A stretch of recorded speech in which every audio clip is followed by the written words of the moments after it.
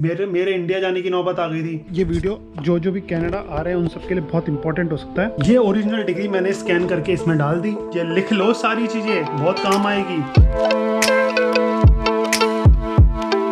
Hey guys, कैसे हैं आप सब? मुझे पता है आप लोग बोल रहे होंगे आज इतनी हल्की स्टार्टिंग कैसे भाई, धूप इतनी पड़ रही है। अभी कितने बज रहे हैं? दोपहर के 2। और इस चलचलाती धूप को देख लो भाई, पूरा आसमान एकदम एक भी वो नहीं है बादल। बाप रे, 29 डिग्री सेल्सियस। ऐसा लग रहा है कि वापस इंडिया ही आ गए यार। सारी पत्तियां सूख चुकी हैं, सारी घास सूख चुकी है, सारे पेड़ मर रहे हैं।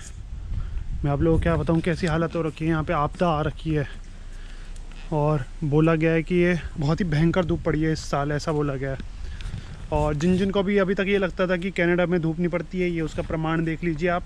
29 डिग्री सेल्सियस हो रहा है और एकदम चुभने वाली गर्मी है जैसे अपने भारत में होती है। पर यह है कि हाँ 50 डिग्री नहीं पहुंच रहा है। आप लोगों ने कितना मैक्सिमम टेम्परेचर देख रखा होगा मेरे को कमेंट में बताना। मैंने देख रखा है 60 डिग्री सेल्सियस। ये वीडियो जो भी कनाडा आ रहे हैं उन सबके लिए बहुत इंपॉर्टेंट हो सकता है।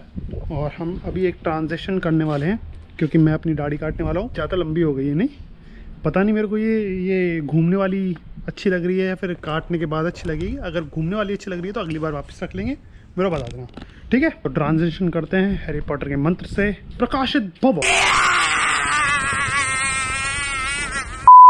प्रकाशित भव। ये गजब का ट्रांजिशन था है। अब से अपन लोग ट्रांजिशन ऐसे ही करेंगे, मंत्र पढ़ के। आपका फेवरेट मंत्र भी मेरे को कमेंट सेक्शन में बताएं। मेरा है प्रकाशित भव या अति प्रकाशित भव। तो ये हमारा रूम है। पता नहीं मैंने पहले रूम टूर दिया है कि नहीं दिया, पर छोटा सा रूम टूर भी दे लेते हैं इस वीडियो में। ये यहाँ से एंटर होता है हमारा रूम और यहाँ पे ख़त्म हो जाता है रूम। ये हमारा रूम टूर। तो ये छोटी सी ड्रेसिंग टेबल टाइप है। ये हमारा डस्टबिन है, ये हमारा बेड है, ये हमारा पूजा स्थल है। पूजा स्थल सबसे बढ़िया चीज़ लगती है मेरे को यहाँ पे, आहा चुम्मेश्वरी। और ये मोटा जी का लैपटॉप है। और जैसे कि यहाँ पे गर्मी आ रखी है, हमने पंखा ला के रखा हुआ है पर वो यूज़ नहीं आता। बेसमेंट का ये एक फ़ायदा है, गर्मी में ज़्यादा गर्मी नहीं लगती, सर्दी में ज़्यादा सर्दी नहीं लगती। सर्दी क्यों नहीं लगती? क्योंकि हीटर। स्नेक प्लांट है ऑक्सीजन के लिए। ये हमारे थोड़ा सा पर ये लिक्विड सा दिख रहा है, इसमें लिक्विड डालते हैं और ये थोड़ा सा हीट होता है, बहुत गर्म है अभी, जिससे लिक्विड हवा में थोड़ी सी खुशबू पैदा करता है। समझ रहे हैं? मतलब मॉडर्न टाइम, क्या ही बोले मॉडर्निज्म का है। और वो मेरी डेस्क है, यहाँ पे मैं सारे काम करता हूँ। मेरे कॉलेज के फलाना डिमका सब कुछ यहीं पे होता है। सबसे मेन टॉपिक पे आते हैं हम। ये सारी बातें हो चुकी है, घर का टूर भी देना है तो अगले वीडियो में दे देंगे, क्योंकि ये वीडियो बहुत ही ज़्यादा इंपॉर्टेंट है। क्योंकि मैं इस चीज़ से गुजरा हूँ, मैं नहीं चाहता कोई और इस चीज़ से गुजरे। मैं 1 महीने से क्यों एक्टिव नहीं था यूट्यूब पे, कहीं भी एक्टिव नहीं था, किसी से बात नहीं हुई, किसी से नहीं हुई। क्यों? क्योंकि मेरा एक डॉक्यूमेंट, ओनली 1 डॉक्यूमेंट इंडिया रह गया और जिसकी वजह से मेरे को इतनी दिक्कत हुई, मैं आपको क्या बताऊं। अब मैं आपको डिटेल में बताऊंगा कि कनाडा आने से पहले कौन कौन से डॉक्यूमेंट आपको रख लेने चाहिए संभाल के और क्या क्या प्रिकॉशन लेने चाहिए आपको आने से पहले, सब कुछ मैं आपको बताऊंगा। अब गाइस, सबसे पहले ऑब्वियसली जो भी चीज़ आती है वो है आपकी 10th की मार्कशीट, फिर आती है 12th की मार्कशीट, फिर आपने अगर कॉलेज किया 12th के बाद और फिर आ रहे हैं तो आपकी सारी डिग्री, सॉरी सर्टिफिकेट्स, और उसकी फिर ऑफिशियल डिग्री।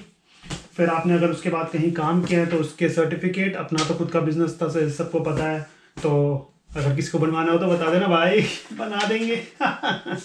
और उसके बाद जो होता है, आप यहाँ पे कनाडा आने से पहले आप एक अपना मेडिकल करवाएंगे, ध्यान हो तो उस मेडिकल की हार्ड कॉपी आपको मिलेगी मेरे ख्याल से। जब आप मेडिकल करवाएंगे तो ओरिजिनल तो मेरे ख्याल से जाती सीधा मेल कर देते हैं वो लोग ऊपर मतलब जो भी इनका वीज़ा ऑफिस होता है, और एक कॉपी आ रहती है तुम्हारे पास थप्पा लगी हुई। ध्यान रखना, ये तुम्हें अपने साथ लेके आनी है।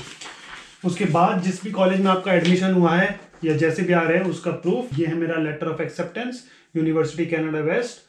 अगर आप में से भी कोई यूनिवर्सिटी कनाडा वेस्ट का है तो मेरे को मैसेज कर दो, डायरेक्ट बात करेंगे खूब सारी। फिर आपका आइल्स का सर्टिफिकेट जो कि बहुत इंपॉर्टेंट है, और ऑब्वियसली आइल्स में 6 से ऊपर लाना बहुत इंपॉर्टेंट है। तुम्हारे भाई के कितने आए थे? 8, 6.5, 6.5, 6.5, ओवरऑल 7। ऐसे ही है क्या? ये तो मैं तो आज PR के लिए एलिजिबल हो गया आज ही। क्या बोले, खुद की तारीफ होती नहीं है ना। आपका GIC सर्टिफिकेट, ये भी बहुत ज़्यादा इंपॉर्टेंट है, क्योंकि आप यहाँ पे जब लैंड करोगे फिर आपको पैसों की नीड होगी। आप अगले दिन या एक हफ्ते में जब भी आप अपने बैंक जाओगे, उधर आप ये दिखाओगे, फिर वो आपको अपना बैंक अकाउंट खोलेंगे यहाँ पे। और आपके सारे जितने भी आपने इंडिया से पैसे ट्रांसफर किए हैं $10,000 वो आपको दे देंगे। तो ये सबसे मेन बात, एयरपोर्ट पे कौन से डॉक्यूमेंट आपको दिखाने पड़ते हैं। अगर मेरी बात करूँ, सच बोलूँ तो इनमें से एक भी नहीं दिखाना पड़ा था मेरे को एयरपोर्ट पे। जो दिखाना पड़ा था वो इनमें से है ही नहीं, वो केवल एक डॉक्यूमेंट है जो उन्होंने देखा था, वो मैं आपको अभी दिखाता हूँ है कौन सा। तो गाइस वो डॉक्यूमेंट है ये लेटर ऑफ इंट्रोडक्शन।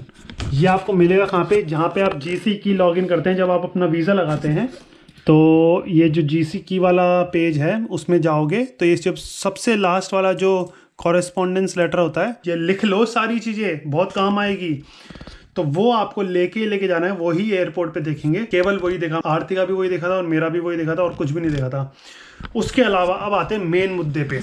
थोड़ी सी लाइट डाल लेता हूँ मेरे ऊपर। ये है मेरा कॉलेज का पेज, इधर से ही सारी चीज़ें एक्सेस होती है। तो अगर मैं मेरे रिकॉर्ड्स में जाऊँ, जो कि आपको यहाँ पे भी दिख रहा होगा वैसे तो, ये अलर्ट है, अलर्ट कि आपकी इसमें कुछ ख़राबी है। तो इस अलर्ट में आपको दिख रहा होगा कि एक चीज़ मेरी ऑफिशियल डिग्री सर्टिफिकेट पेंडिंग आ रहा है यहाँ पे, तो ये अभी तक सबमिट नहीं हुआ है। अब यहाँ पे क्या हुआ कि मेरा जो एडमिशन हुआ था वो था मेरी प्रोविजनल डिग्री से पहले एक प्रोविजनल डिग्री भी मिलती है, तो उसके बेसिस पे मेरा एडमिशन हुआ था। तो ये जब पॉपअप हुआ तो मेरे को क्या लगा कि मेरे को शायद ओरिजिनल डिग्री इसमें अपलोड करनी होगी। ये ओरिजिनल डिग्री मैंने स्कैन करके इसमें डाल दी और फिर वो पड़ी रही 2 महीने 3 महीने हो गए। फिर मैंने एक दिन ऐसे ही ओपन कर लिया तो ये तो स्टिल पेंडिंग आ रहा था। तो मेरा दिमाग घूमा और फिर मैं अपने कॉलेज गया। तो कॉलेज जाके मेरे को पता लगता है भाई साहब वो तो बोल रहे हैं कि आपकी ये डिग्री नहीं चाहिए, हमें चाहिए आपके कॉलेज से इस डिग्री की कॉपी। उस पर थप्पा लगा हुआ कि वो डुप्लीकेट है कॉलेज के एनवलप के अंदर। इंडिया में इतना सब क्या कौन सुनता है भाई, कोई कॉलेज नहीं सुनता, कोई इंसान नहीं सुनता। अब मैं उनको समझाया पर उनको कुछ समझ में नहीं आया। तो बोल रहे हमारे यहाँ तो ऐसे ही एक्सेप्ट होगी। मैंने कहा मेरे बाकी दोस्तों की क्यों नहीं। तो उन्होंने बताया कि सबके क्राइटेरियाज अलग होते हैं कॉलेज के। मेरी ट्रांसक्रिप्ट जो थी, ट्रांसक्रिप्ट आती है ऐसे, सबको पता ही होगा, मेरी ट्रांसक्रिप्ट एक्सेप्ट हो गई थी यहाँ पे। पर ये बोल रहे थे कि जो ट्रांसक्रिप्ट का एनवलप होता है उसमें ही ट्रांसक्रिप्ट के साथ साथ एक डुप्लीकेट कॉपी भी आती है आपकी डिग्री की। फिर मैंने कई जगह पता किया, हाँ ये सच होता है, तो मेरे आया नहीं था। तो भाई फिर मेरा दिमाग ख़राब। फिर मैं 1 महीने से इसी कार्य में लगा हुआ था कि मेरे कॉलेज वाले किसी तरह से ये मेरा काम करके दे, जो कि वो नहीं करके दे रहे थे साफ। मतलब फ़ोन ही उठाना उनने बंद कर दिया। पहले तो 1-2 बार कहीं से नंबर मिले, नंबर ही चेंज हो गए थे। उनको मेल किया, मेल का रिप्लाई नहीं आ रहा। बहुत हेडक हुई, बहुत ज़्यादा हेडक हुई। फिर लास्ट में कैसे ना कैसे जाके जैक जुगाड़ लगा के काम हुआ। ये ऐसे काम नहीं हुआ, जैक जुगाड़ लगा के उन्होंने मेरे कॉलेज को अब डायरेक्ट मेल कर दिया है कि मैं 1 महीने से सो भी नहीं पा रहा था, क्योंकि रात को जब यहाँ होती थी, इंडिया में सुबह होती थी, जब भी मैं कॉल कर सकता था तो मैं रात को 12 बजे तक सो रहा था, सुबह 3 बजे उठ रहा था। खोपड़ा ही खराब हो गया था। आखिरकार जाके सारे काम हो गए हैं। मेरे को पता है आप सारे डॉक्यूमेंट्स लेके आओगे, सारी 12th 10th बैचलर्स की डिग्री सर्टिफिकेट सब कुछ लेके आओगे, लेकिन आप ये अलग से अपना डिग्री सर्टिफिकेट जो है, डिग्री की कॉपी है एनवलप में बंद सील हुई, लेके आना। नहीं तो तुम कहीं भी फंस जाओ। कई कॉलेज में नहीं मांगते पर उनके भी रूल बदल जाए क्या पता, और वो मांगने लग जाए और आपकी ज़िंदगी खराब हो जाए। आशा करता हूँ आपको ये वीडियो बहुत ही इन्फॉर्मेटिव लगा होगा। ये बात करनी बहुत ज़्यादा इंपॉर्टेंट थी कि अगर आप पहले 70 को जाओगे तो आप बहुत सारी हेडेकों से बच पाओगे। क्योंकि अगर वो मेरी जैक नहीं लगती तो क्या पता मेरे साथ क्या होता। मेरे को वापस जाना पड़ता और वहाँ से काम करवा के लेके आना पड़ता और फिर भी काम ना हो, क्या पता। तो ऐसे बहुत सारे लोग अटक सकते हैं, उनके लिए वीडियो बनाया है। बाकी घूमने करने का तो वीडियो वापस कभी बना लेंगे, क्योंकि नेक्स्ट हफ्ते शायद हम लोग कहीं घूमने जा रहे हैं और होप करता हूँ कि 1-2 दोस्तों को भी इस बार पकड़ सकूँ। अब आपसे नेक्स्ट वीडियो मिलते हैं। जब तक ले ta-ta bye bye, take care और see in the next video. ज़्यादा बातें करता नहीं हूँ मैं, आपको पता है।